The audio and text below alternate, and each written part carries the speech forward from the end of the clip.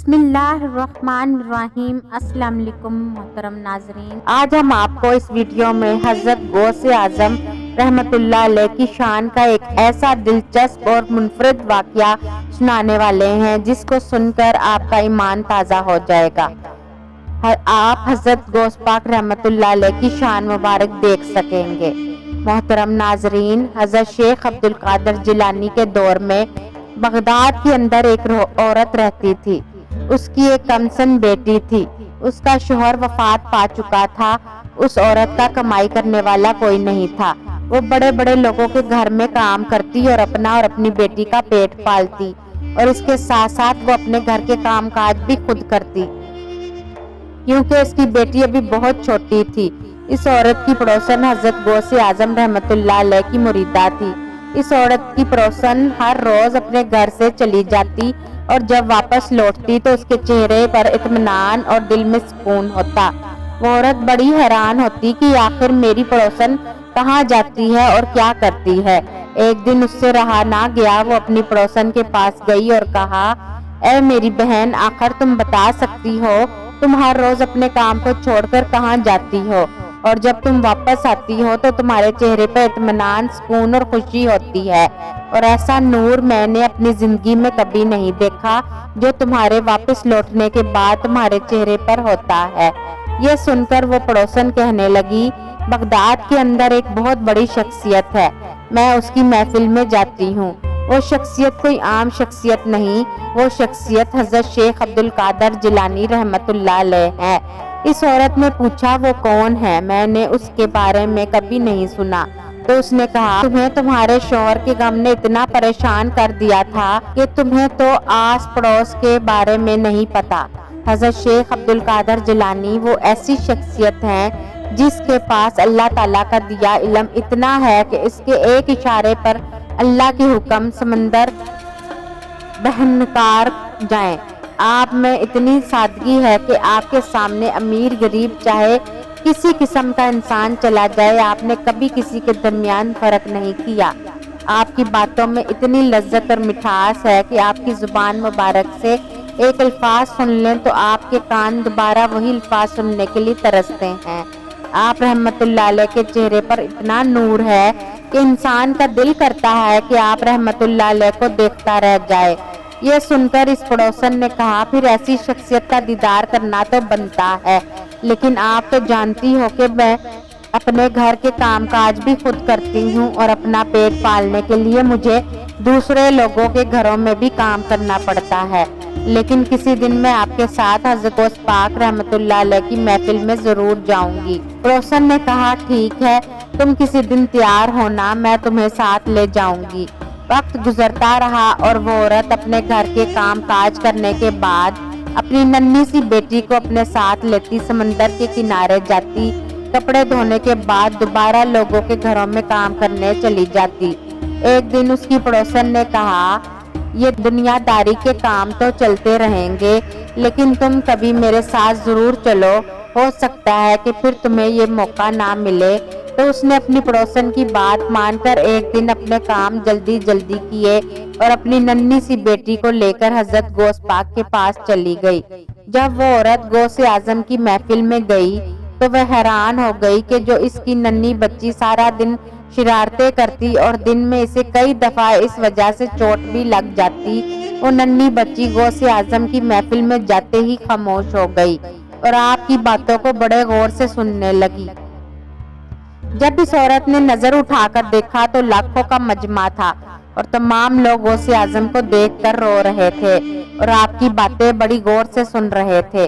और जब इस औरत ने भी गौसे आजम की बातें सुनी तो आपकी बातें इस औरत के दिल को जा लगी।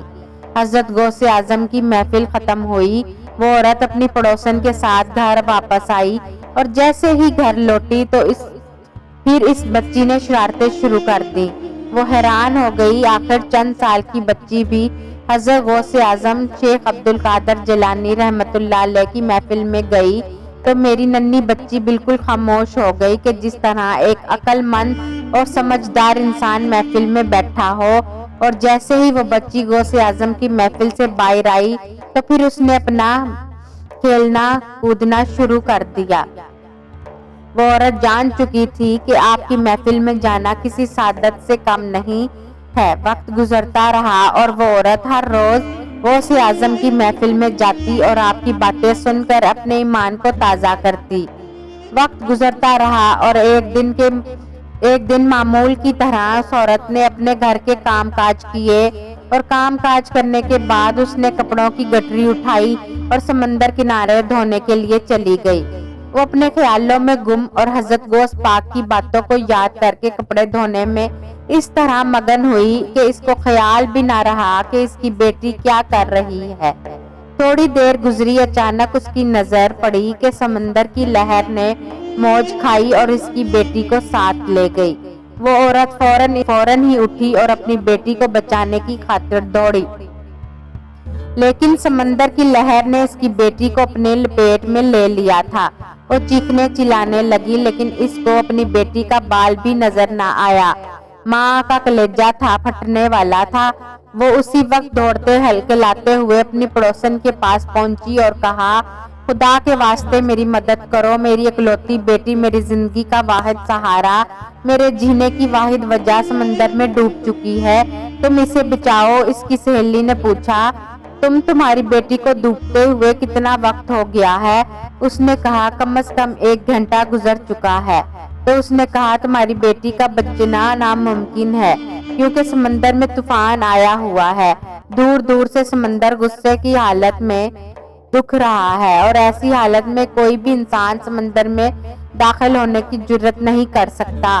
تو اس پڑوسن کو اس نے کہا، تم جانتی ہو میری بیٹی اگر نہ بچی تو میں بھی خودکشی کر لوں گی، میں اپنی بیٹی کے بغیر نہیں رہ سکتی۔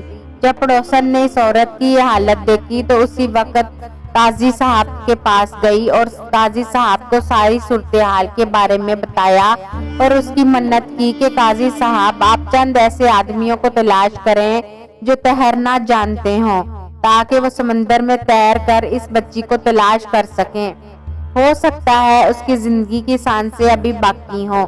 قاضی صاحب نے نہ چاہتے ہوئے بھی اس عورت کی بات مانی اور 4-5 ایسے آدمیوں کو لے گیا جو تیرنا جانتے تھے۔ انہوں نے سمندر میں تیرنا شروع کر دیا، لیکن اس بچی کا کوئی ایک بال بھی نہ ملا۔ اس پڑوسن نے اسے بتایا کہ اب تمہاری بیٹی مر چکی ہوگی، اب تمہاری بیٹی کا واپس پلٹنا ممکن نہیں ہے، اب تمہیں صبر کرنا ہوگا۔ اس نے کہا، میں صبر نہیں کر سکتی، تم مجھے اپنے غوث پاک کے پاس لے چلو، میں ان کے سامنے درخواست کروں گی، ان کے پیر پکڑ لوں گی اور انہیں کہوں گی کہ وہ میری بیٹی کو واپس دلا دیں۔ آپ کے اشارے پر اللہ کے حکم تو سمندر بھی چلنا بند کر دیں تو پھر میری بیٹی کو بچانا کوئی مشکل کام نہیں۔ وہ پڑوسن اس عورت کو لے کر غوث پاک کے پاس گئی اور جا کر سارا ماجرا بتایا۔ غوث اعظم رحمت اللہ علیہ نے پوچھا، اے خاتون بتاؤ تمہاری بیٹی کو ڈوبے ہوئے کتنا وقت ہو چکا ہے؟ تو اس نے کہا، حضور میری بیٹی صبح سورج طلوع ہوتے ہوئے ڈوبی تھی اور اب دوپہر کا وقت ہو چکا ہے۔ یہ سن کر ایک عام آدمی کا تو عقل حیران رہ جاتا کہ اگر انسان پانی میں ڈوبے تو چند لمحے اس کی موت کے لیے کافی ہو جائیں گے، لیکن یہاں تو آدھا دن گزر چکا تھا اور وہ عورت کہہ رہی تھی کہ حضور